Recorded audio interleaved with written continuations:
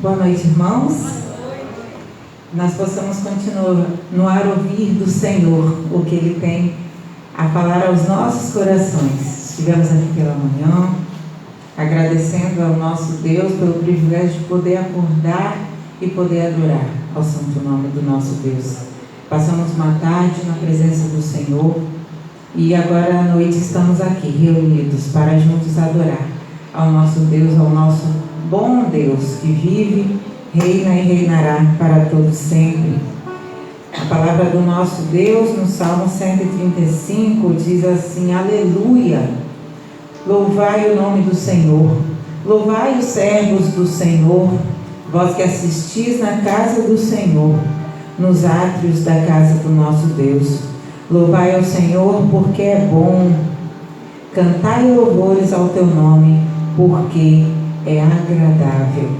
Enche os nossos corações de alegria, de gratidão. Nós sentimos privilégio de poder estar aqui adorando a esse Deus tão livremente. Então nós possamos a cada momento exaltar o nome do Senhor, agradecer e saber que onde nós estivermos nós podemos contar com Ele, clamar a Ele. Ele é o nosso refúgio, é a nossa fortaleza. Então vamos nos colocar diante dele neste momento e orar ao Senhor. Pai querido, obrigada, Deus, por essa noite. Obrigada, Pai, por tudo que nós já ouvimos, ó Pai, no decorrer desse dia, ó Pai, que separamos, ó Pai, para unidos aqui te adorar. Que o Senhor conduza-nos, ó Pai, e continue falando aos nossos corações, porque queremos ouvir somente a Tua voz a falar conosco.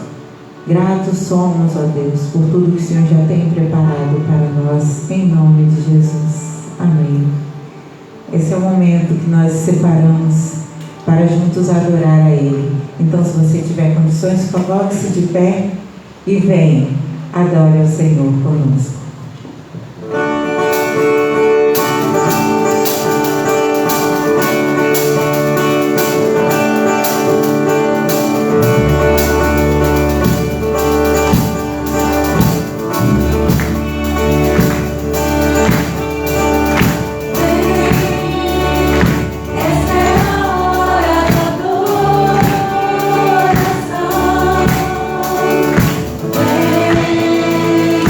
Bye.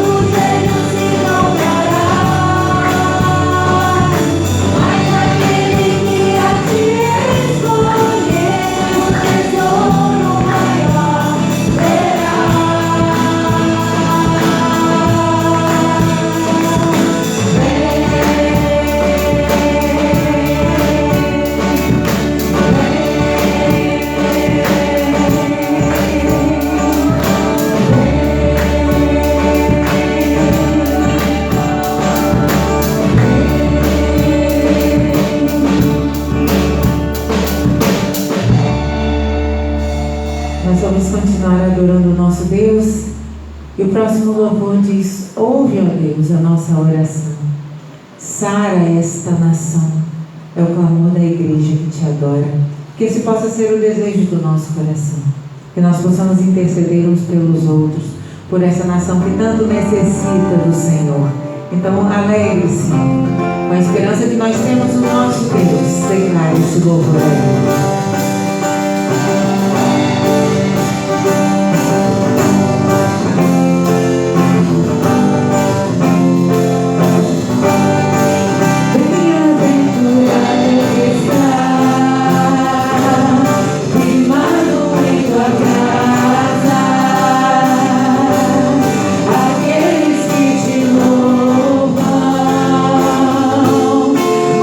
Coração está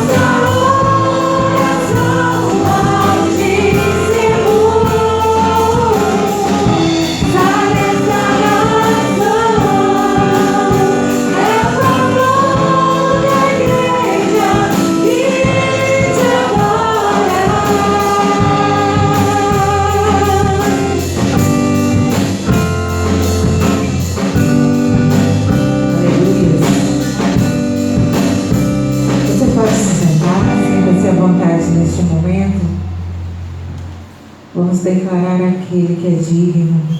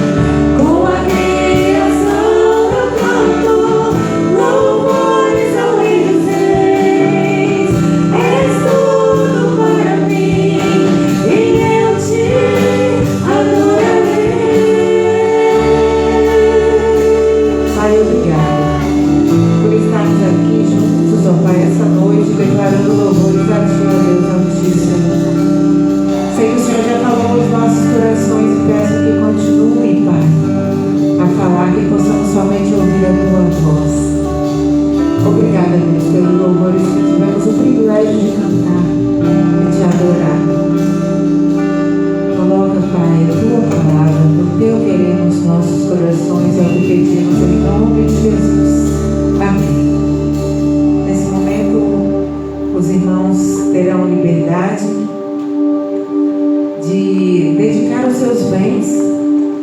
dedicar a sua vida no altar do Senhor, que no momento em que estivermos ouvindo essa linda canção, a instrumental, nós possamos colocar realmente as nossas vidas diante do nosso Deus. E você que separou este momento também para dedicar os seus bens, que faça conforme a vontade do nosso Deus tem para as nossas vidas. E você que nos visita, fique à vontade em participar desse momento ou não. Esse é um privilégio de nós crentes em Cristo Jesus.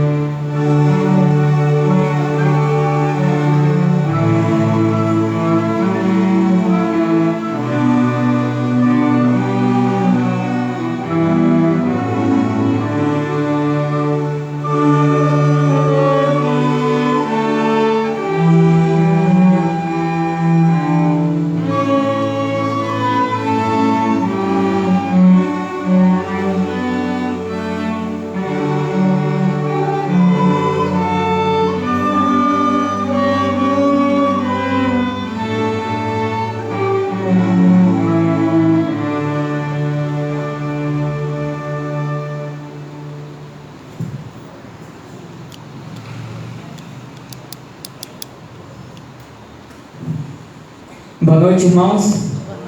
Antes de estarmos orando pelas ofertas e pelos dízimos que foram alçados aqui nessa noite, gostaríamos também de pedir aos irmãos que têm algum motivo de agradecimento ao nosso Senhor, que também possam colocar de pé, para que também possamos estar orando pelas suas vidas. E também gostaria de compartilhar com os irmãos uma fala de gratidão e também de desafio. Gratidão pelo ano de 2020, onde a nossa igreja, mesmo diante de um ano difícil que foi, um ano pandêmico, a nossa igreja se manteve firme diante do seu objetivo e do seu compromisso com a obra missionária e com o Evangelho de Jesus Cristo. Para a honra e glória do Senhor Jesus, a nossa igreja conseguiu realizar as 3 campanhas de missões, mesmo diante das dificuldades, dentro dos nossos limites. E uma palavra de desafio para esse novo ano que estamos iniciando, para que os irmãos se sintam desafiados a continuar contribuindo com a obra missionária do nosso Senhor Jesus Cristo, a continuar contribuindo com o Evangelho de Jesus Cristo aqui na terra, para que se expanda cada vez mais e ao longo dos vários anos que estão por vir. E a partir da semana que vem, a partir do próximo domingo, eu gostaria de pedir a todos os irmãos que estejam presentes, que estejam já orando durante essa semana, porque iremos iniciar mais uma campanha de missões mundiais para a glória do nosso Senhor Jesus Cristo, que é a campanha Viva o Poder da Transformação. Que os irmãos já sejam desafiados a estar orando pelos projetos missionários que a nossa Junta de Missões Mundiais detém, pelos missionários e pelos campos missionários afora neste mundo que nós temos também aqui. Amém? Vamos estar orando? Oramos, Pai. Muito obrigado, Paizinho, por esse dia, muito obrigado por esse culto. Muito obrigado por essa semana que está iniciando novamente, Senhor Jesus. Gostaria de colocar diante do Senhor todas as ofertas, todos os dízimos, ó Pai, que foram alçados aqui, Senhor Jesus, que possam, Pai, ser usados, ó Pai, segundo a Tua vontade e também para a propagação do Teu Evangelho, Senhor Jesus.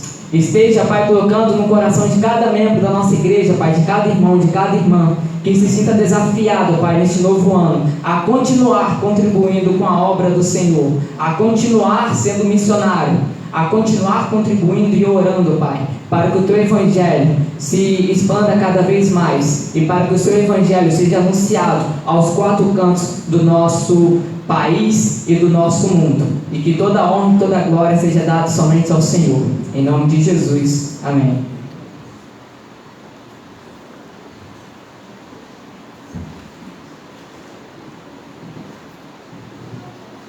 Amém, igreja? Amém. Nós vamos orar e nós vamos contribuir para esta obra tão grandiosa que é a obra de missões mundiais. Amém. Boa noite, você que está nos visitando. Muito obrigado pela sua presença entre nós. Deus abençoe você poderosamente. Nós estamos felizes com a sua presença aqui. Você que está em casa nos assistindo, você que é membro da igreja, você que não é, Deus abençoe a sua vida. Nós vamos abrir a palavra do Senhor no livro de 1 Samuel, capítulo 3, e estaremos lendo o verso 1 ao verso 21. O tema da mensagem dessa noite é: volta para nós, Senhor. Volta para nós, Senhor. Eu não sei se você já pensou o que seria uma vida na ausência de Deus. Uma vida na ausência da presença de Deus. Eu não sei se você já parou para pensar, mas a Bíblia apresenta várias situações, tanto de forma pessoal como de forma coletiva, em que a ausência de Deus, a falta da presença de Deus na vida de alguém, caracteriza uma vida completamente destruída, uma vida completamente sem propósito. E a questão é: será que a minha vida é uma vida vivida na presença de Deus? Será que pelo simples fato de eu vir à igreja, pelo simples fato de eu estar aqui fazendo coisas para Deus, isso é prova suficiente, cabal, incontestável de que eu estou na presença de Deus? Como que é uma vida sem Deus e como que é uma vida com Deus?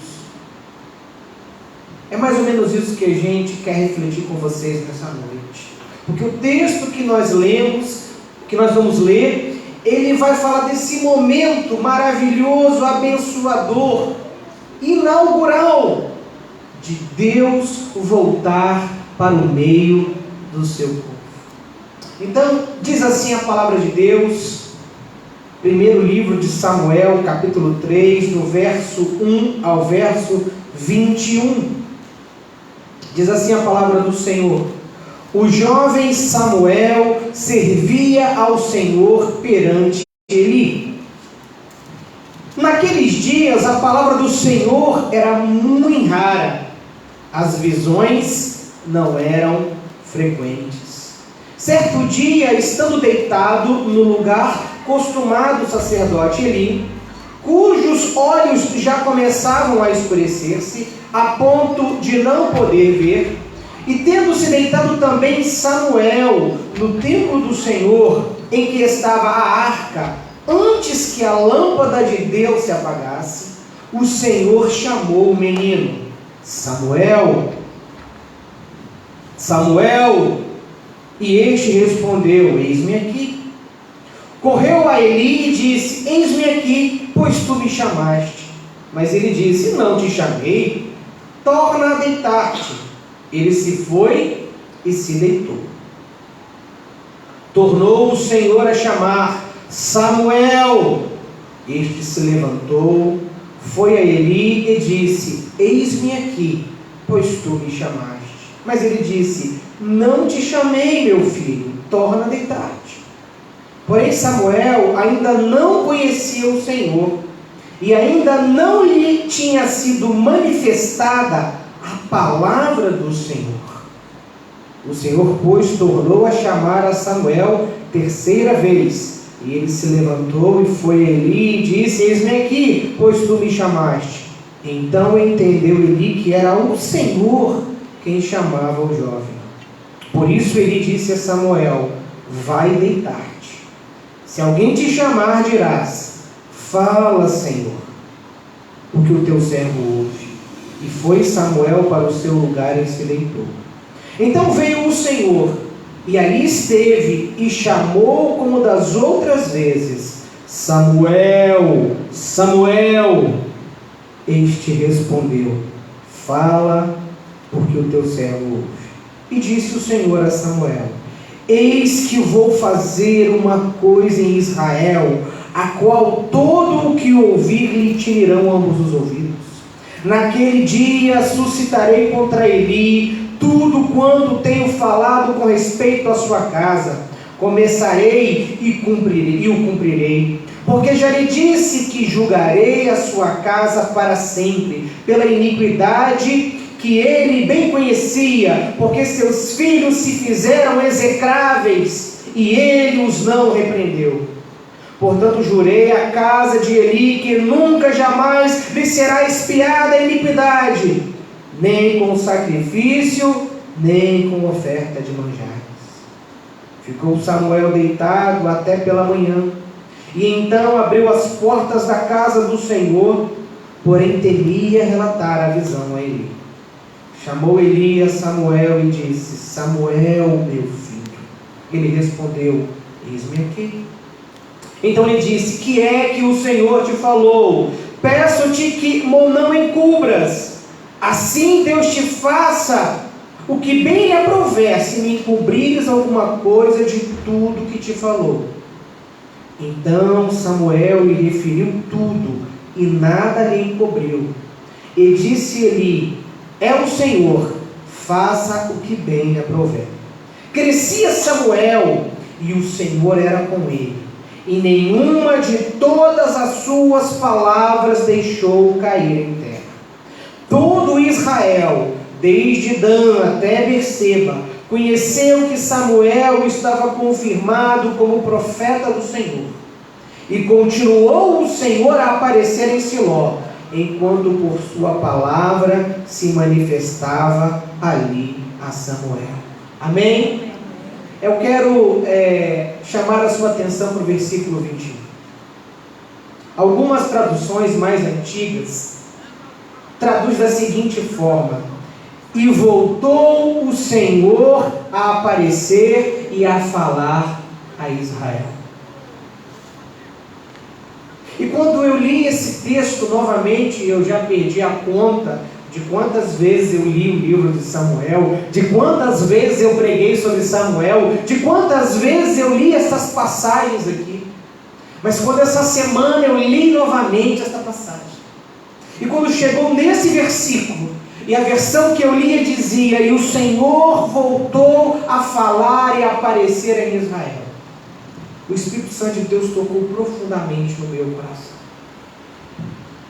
E eu comecei a refletir e a pensar: por que Deus voltou? Se Deus voltou, é porque Deus tinha cessado de falar.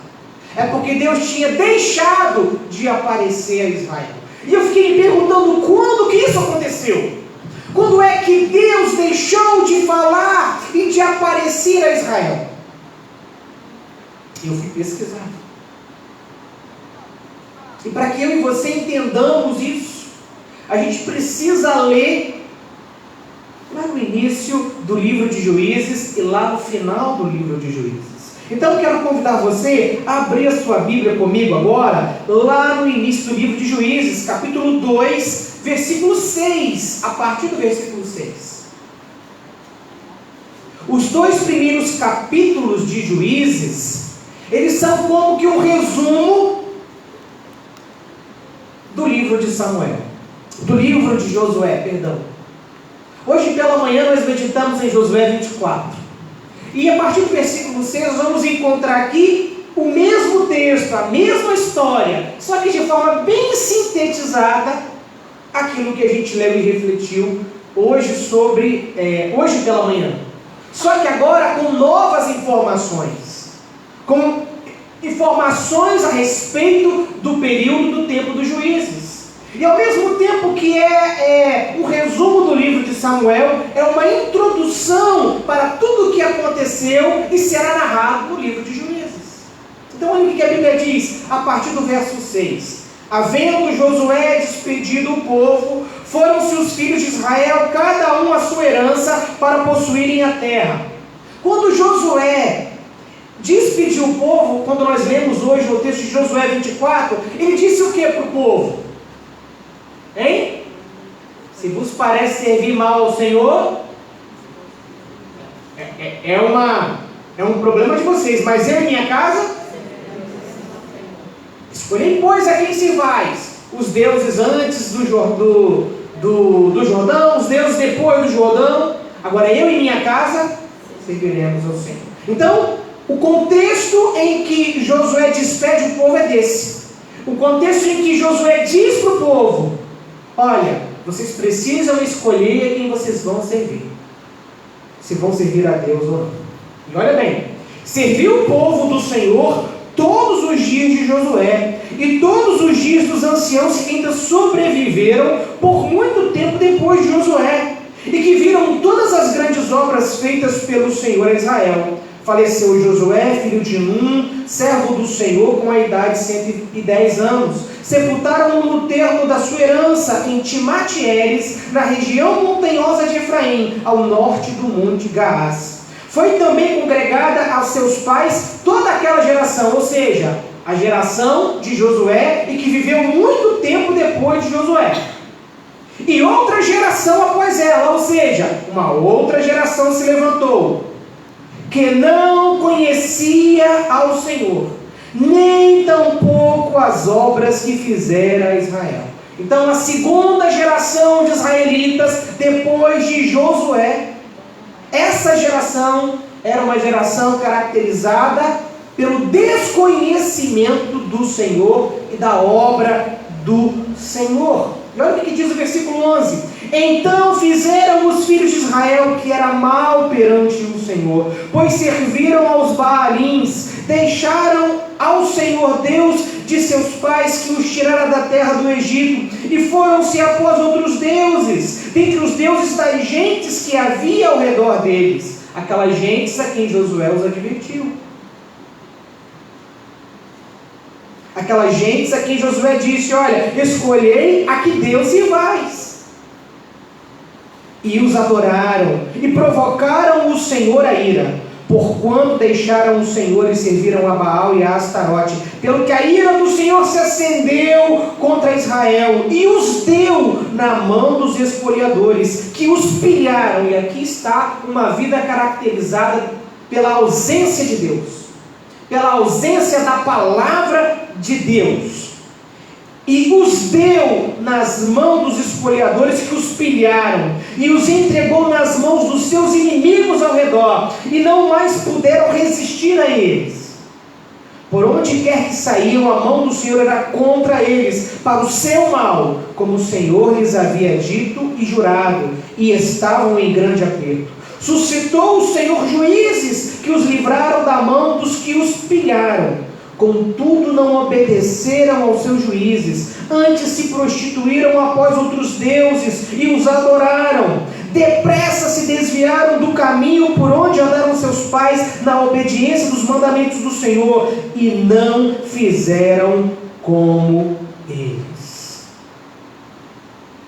Então olha bem, por que que Deus teve de voltar a aparecer e a falar do seu povo ali no versículo 21 do capítulo 3 de Samuel?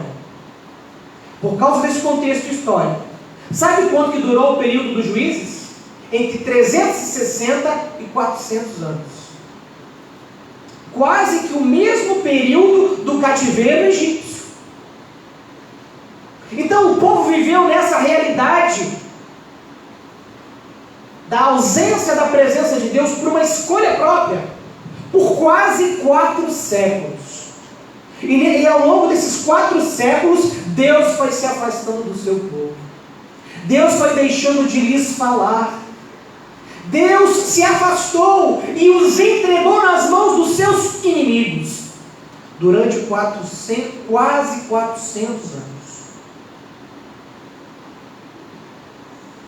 E para a gente entender o que Deus quer nos falar nessa noite, sobre esse clamor, volta para nós, Senhor. Para a gente entender que é bem possível ver milagres, é bem possível ser instrumento de Deus num mundo corrupto e facilmente se desviar por escolher uma vida sem Deus. E como que termina o livro de Juízes? Vamos lá para o finalzinho de Juízes, o último versículo do livro de Juízes. Como que terminou esse período? Para a gente entender como é que começa o período de Samuel. E o que no seu tempo ele ainda experimentou como consequência. Olha lá, o último versículo do livro de Juízes. Olha o que diz lá. O último versículo do livro de Juízes. Naqueles dias, ou seja, nesses dias, não havia rei em Israel. Cada um fazia o que bem lhe convinha. Olha bem. O que achava que era certo. Cada um fazia o que achava que era certo. Cada um fazia e achava o que lhe convinha. É assim que termina o tempo dos juízes. 400 anos depois. Eles já tinham conquistado a terra. Deus os abençoou. Deus livrou eles dos seus inimigos. Deus deu a eles uma terra que eles não semearam. Deus deu a eles cidades que eles não construíram. Deus desbaratou todos os seus inimigos e lhes deu uma herança abençoada e abençoadora, e eles viraram as costas para Deus. Então o que o povo fez, daquilo que a gente leu em Josué 24 hoje pela manhã, está lendo aqui agora, foi abandonar a Deus. Foi escolher uma vida sem Deus. E uma vida sem Deus é uma vida desgraçada. Porque é uma vida que é regida, caracterizada, vivida por aquilo que dá na telha da gente, por satisfazer qualquer desejo do nosso coração. É uma vida onde não há os parâmetros, os ditames, a luz da palavra de Deus no caminho, e nem a lâmpada para os pés no caminho. Então, Samuel, ele nasceu nesse contexto histórico, nesse contexto degradado, de uma religião que não agradava a Deus, de uma religião que era uma ofensa a Deus. E é por isso que Deus volta agora, a partir de Samuel, a se fazer presente e a falar ao seu povo. O termo continuou, que está na maioria das traduções mais novas, mais atuais, significa que Samuel trouxe de volta o que a casa de Eli tinha perdido propositadamente. Irmãos, desde a saída do Egito até esse momento aqui, quem cuidava do sacerdócio do povo de Israel eram os descendentes de Arão. Mas é a partir daqui que isso muda. Apesar de Samuel ser um levita, ele não era descendente de Arão. Ele era da tribo de Efraim. Ele era um efraimita. E Deus diz aqui, quando ele fala com o Samuel, que Deus para sempre vai extinguir o sacerdócio da casa de Eli. Eli era descendente de Arão. No capítulo 2, Deus envia um profeta para dizer a Eli que Deus está suscitando um sacerdote fiel à sua casa. Que começa com o Samuel e que termina com o Zosadac lá em 2 Crônicas. E lá em 2 Crônicas, já no reinado de Salomão, o último descendente de Eli na linhagem sacerdotal vai ser expulso do sacerdócio. E lá a Bíblia vai dizer que Deus cumpriu essa palavra que disse à casa de Eli aqui. De formas que eu quero chamar a atenção para você sobre a santidade e a ira de Deus. Com Deus não se brinca. Com Deus não se brinca. Aquilo que a Bíblia diz que Deus não se deixa escarnecer. Porque tudo que o homem semear, ele vai colher. Com Deus a gente não brinca. Não dá para brincar de ser crente. Não dá para brincar de ser servo de Deus. Não dá para brincar de vir à igreja. Lembra quando a gente era pequeno e juntava os primos, juntava as primas, juntava os coleguinhas da rua? Vamos brincar de casinha? Vamos fingir que a gente é papai e mamãe? Vamos brincar de fazer comidinha? A minha geração brincou muito disso, com muita inocência. A gente brincava. Não dá para brincar de ser crentinho. Não dá para brincar de ser igreja. Não dá para brincar. Porque Deus é um fogo consumidor, um fogo santo. Deus é santo. E aonde a santidade de Deus não se satisfaz, Ele derrama a sua ira. Ao mesmo tempo que Deus é amor, Deus é justiça. Jesus falou: quem crê em mim não está condenado, mas quem não crê, já está condenado. A graça de Deus, ao mesmo tempo que é benefício para uns, é juízo para outros. Porque Deus amou o mundo de tal maneira para que todo aquele que nele crê não pereça. Deus amou o mundo, mas quem é que não vai perecer? Todo aquele que nele crê. Quem não crer vai perecer. Não dá para brincar de ser crente, não dá para brincar de vir para a igreja.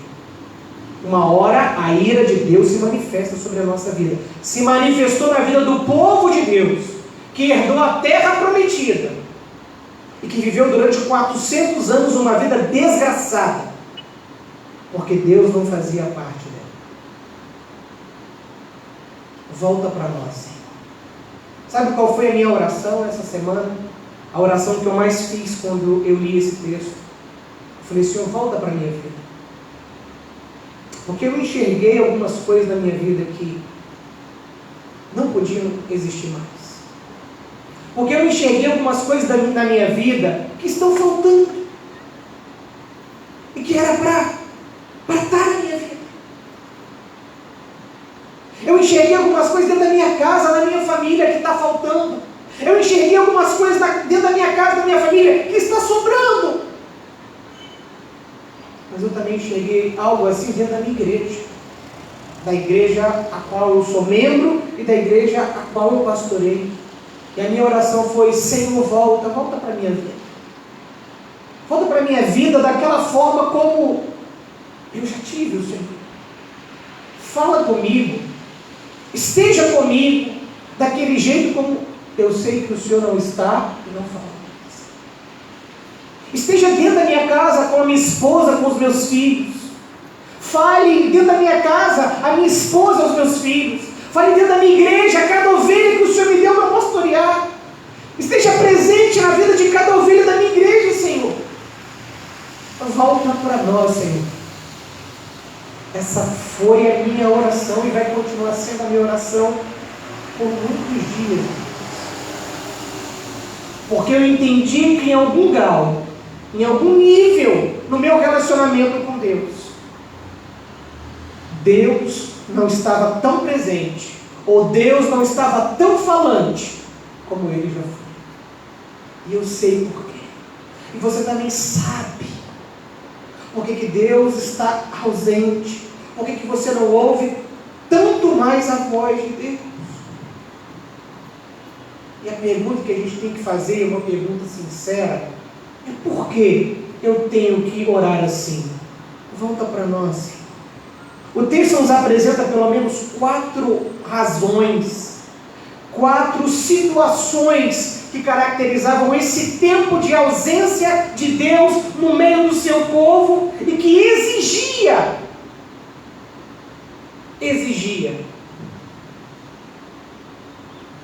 que Deus então voltasse e que Deus falasse de um jeito que ele já não fazia. Primeiro, esse é um tempo caracterizado pela raridade da palavra do Senhor. O versículo 1 do capítulo 3 diz: naqueles dias a palavra do Senhor era muito rara. Essa palavra rara, ela significa preciosa. Era a mesma palavra para descrever pedras preciosas ou um metal precioso. Mas a ideia aqui não é de falar do valor da palavra. A ideia aqui é de falar de que ela não estava explícita, de que ela não estava exposta, de que ela estava encoberta. Como é que a gente faz para achar pedras preciosas? A gente tropeça nelas na rua? É assim? A gente precisa de o quê? De um lugar limpo.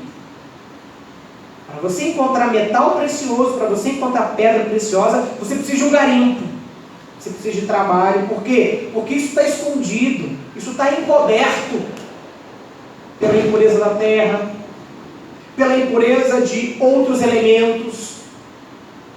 Então a ideia que o autor está querendo dizer é o seguinte: a palavra era muito rara porque ela estava encoberta, ela estava contida, era de difícil acesso.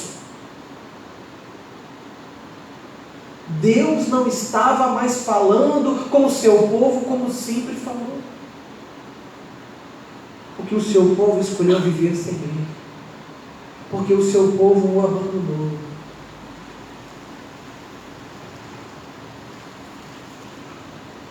Não era Deus que estava longe, era o povo que estava longe. Então a palavra era muito rara, era um tempo de raridade de Deus falar. Hoje nós temos aqui a Bíblia. Nós vivemos num país cristão, denominado cristão, que ainda não tem nenhuma proibição de você expressar a sua fé. A nossa Constituição garante que a gente professa a nossa fé do jeito que a gente acredita. Mas ao longo da campanha de missões mundiais, nós vamos ouvir histórias de países em que uma Bíblia fica uma semana com uma família. Uma Bíblia por igreja. E a maior alegria é quando uma família dessa recebe a Bíblia. Mas 7 dias depois é a maior tristeza, porque tem que passar para outra família. Porque é proibido ter Bíblia nesses países. Porque é proibido ser crente nesses países.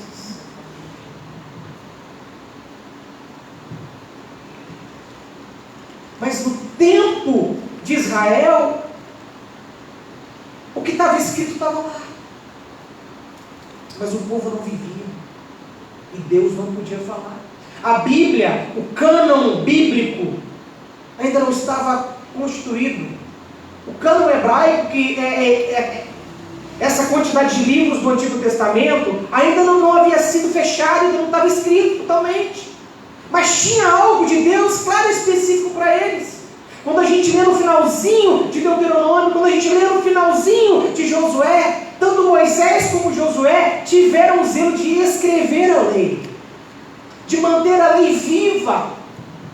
Quando os pergaminhos iam escurecendo, quando as folhas iam amarelando, quando as letras iam apagando, o povo hebreu, ele tinha um sistema excepcional de manter viva, de maneira literal, ipsiliter, a lei de Deus escrita. Se nós temos uma Bíblia hoje, depois da soberania de Deus, é graças ao zelo dos israelitas, dos hebreus, em manter vivo esse texto. Então, irmãos, era um tempo em que era raro Deus falar. Se você está vindo pouco tempo nessa igreja, você já percebeu, o pastor Glaucio prega muito. Mas não é que ele prega muito bem, não, ele prega muito tempo. As minhas pregações, elas vão de 30 a 40 minutos, porque eu não consigo, como pastor de vocês, como um instrumento de Deus na vida de vocês, vir aqui e fazer uma reflexão superficial daquilo que é tão profundo e necessário para que a gente leve para a semana. Quisera eu estar todos os dias com vocês, falando, pregando, anunciando a palavra de Deus para vocês, mas eu não tenho condição de fazer isso. E nem vocês têm condição de dispensar tempo para mim ou para qualquer outro. Então eu preciso me esmerar, eu preciso me dedicar, eu preciso deixar que Deus fale a vocês aquilo que Ele quer falar. E às vezes nós começamos a nos incomodar, porque sentamos numa igreja e ficamos 40 minutos ouvindo o pastor falar. E aí está o problema, a gente acha que é o pastor que está falando. A gente acha que é o irmão que está falando, que é a irmã que está falando. A gente esquece que é Deus que está falando. A gente maratona uma série na Netflix e em todas as plataformas de vídeo aí. A gente assiste 2 horas tranquilo um capítulo. A gente fecha uma série que tem 3, 4, 5, 6 temporadas. Eu gosto de séries. Eu estou falando de experiência própria.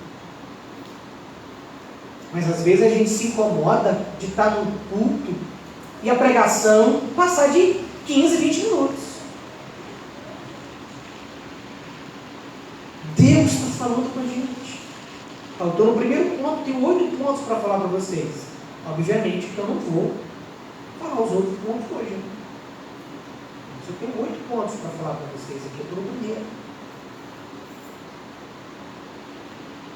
Então por que a gente tem que clamar? Quando é que a gente tem que clamar? Volta para nós, Senhor. Quando na nossa vida, a palavra de Deus ela está sendo rara. Deus fala pouco com a gente. Fala pouco porque a gente vem para a igreja, não vem com o coração disposto para ouvir.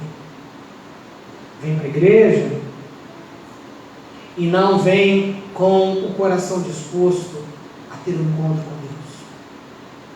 E quando a gente não volta com o coração disposto para ler a Bíblia todos os dias. E a gente não gasta tempo lendo a Bíblia todos os dias. A gente não tem um tempo precioso na nossa agenda diária para ler a Bíblia todos os dias e para orar todos os dias. A gente não se preocupa com isso. Isso acontece em todas as faixas etárias. Todo mundo está tão envolvido, todo mundo está tão comprometido, todo mundo está tão agitado, todo mundo está tão cheio de coisas para fazer. Menos gastar tempo, investir tempo na palavra de Deus. Nem quando a gente tinha EBD, a gente levava a sério a leitura diária da revista. Sabe por que nós paramos de fazer relatório e de falar de relatório nas igrejas batistas? Porque era uma vergonha. Leitura diária, quase ninguém fazia. Bíblia, quase ninguém trazia. Aí vem aqui para frente, eu vou falar.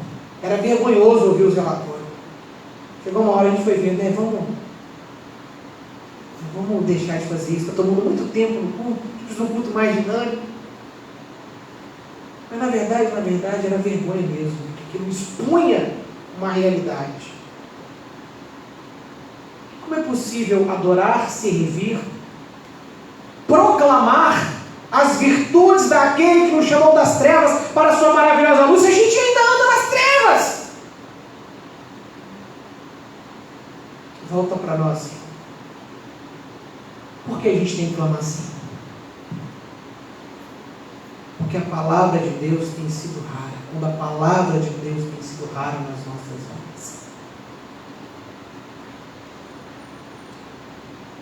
Se eu perguntar terça-feira para alguém na igreja qual era o título da mensagem que eu preguei, eu tenho quase certeza, 99% de certeza.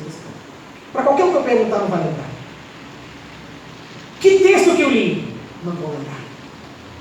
Fala um ponto da minha pregação. Não vou lembrar. E posso eu estar aqui falando, posso eu estar aqui projetando. Sabe o que eu faço quando eu prego aqui? Toda mensagem que eu prego no domingo, eu releio ela todinha ao longo da semana. Eu oro sobre ela todinha ao longo da semana. Eu releio o texto todinho ao longo da semana. Eu que preguei, eu que me preparei para pregar, eu que tenho ela gravada na minha cabeça. Sabe por quê? Porque eu sei que se Deus mandou eu pregar aquela mensagem aqui, ela também é para mim.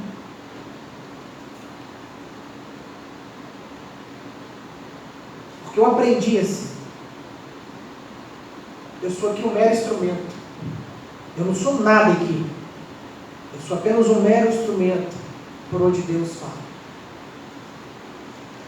Então, eu preciso entender que eu preciso tanto dessa palavra quanto vocês. É fácil? Não é não. Mas é possível. É possível. Volta para nós. Volta para nós.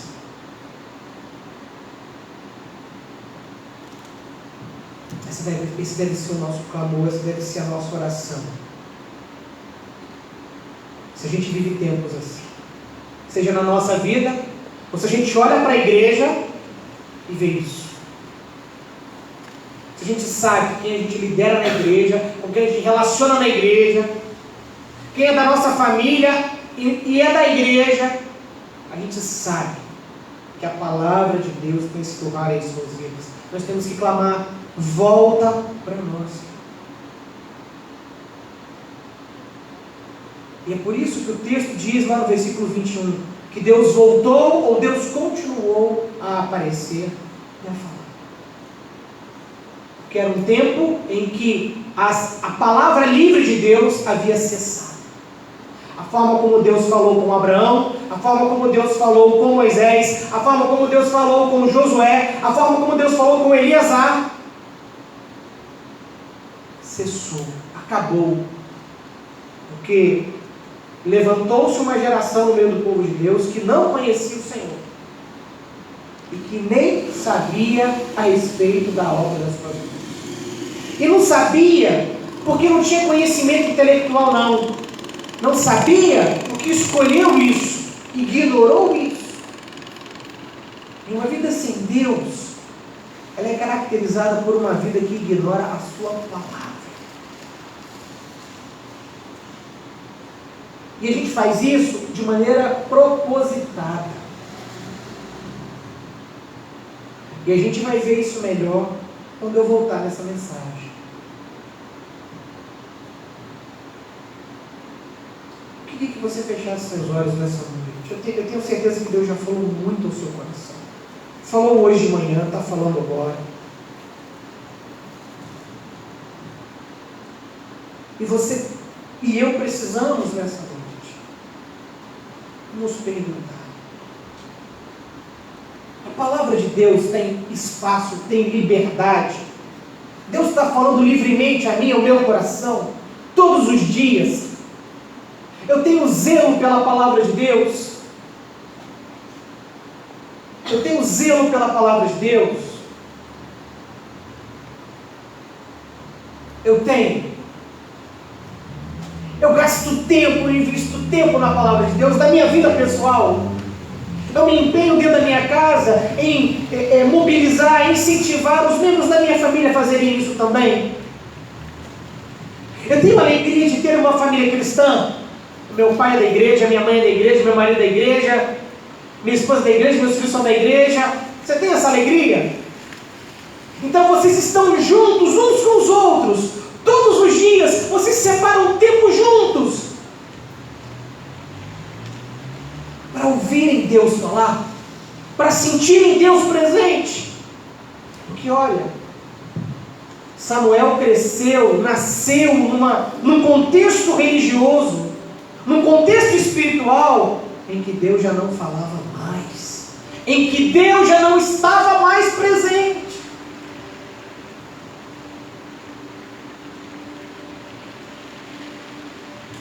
E só através de Samuel, a partir de Samuel, que isso vai mudar em Israel.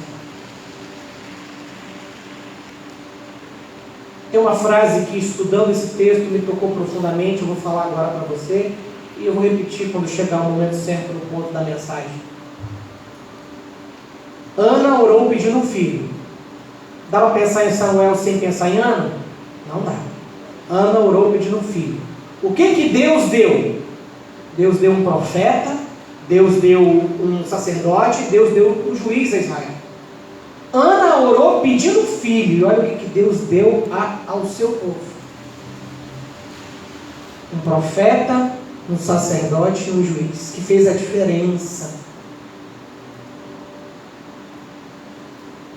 Que nós possamos pensar nisso, no poder da oração, no poder da palavra, no poder de uma vida dependente, carente de Deus, que se oferta, que se entrega a Deus com tudo que tem, com tudo que é. Volta para nós. Ore sobre a sua vida. Clame a Deus pela sua vida. Clame a Deus. Pai, em nome de Jesus, eu te agradeço por essa palavra. E que no momento certo nós possamos voltar a refletir sobre esse texto. Que o Senhor nos fale profundamente, poderosamente, abundantemente. Mas Deus, com essa porção que nós tivemos hoje da Tua Palavra, fortalece a nossa fé, anima a nossa fé. Faz vir sobre nós um espírito de arrependimento, de confissão, de renovo. É o que nós precisamos. Faz em nosso meio o que o Senhor começou a fazer no tempo de Samuel. Que o Senhor disse que ia tinir os ouvidos de quem ouvisse. Faz isso na nossa vida, faz isso na nossa casa, faz isso na nossa igreja, Senhor. Nós precisamos de Ti.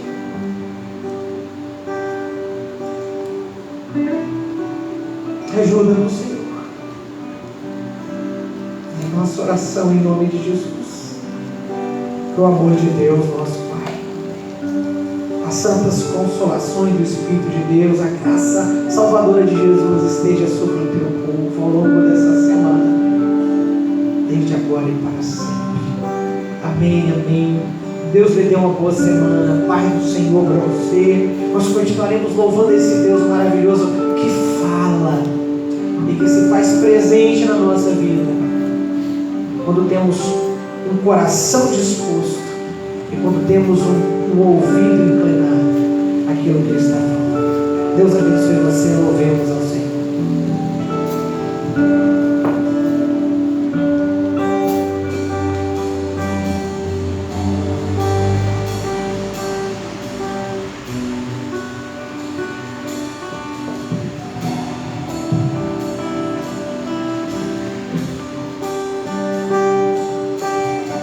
Luto contra vozes que me dizem que não sou capaz,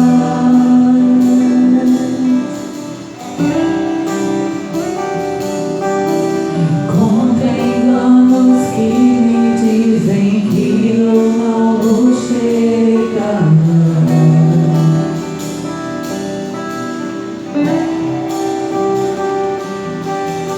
Meus altos e baixos nunca vão medir o meu valor.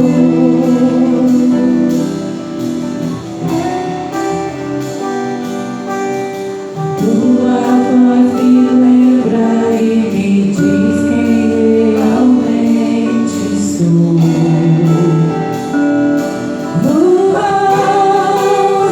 Diz que amado sou. Sei que eu me sinto assim.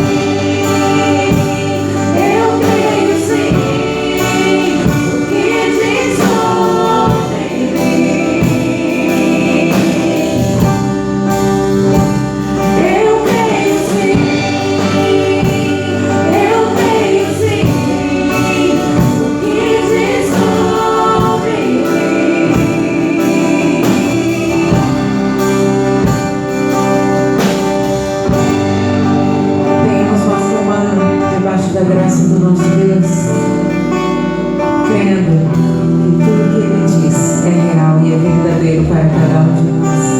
Que Deus nos abençoe.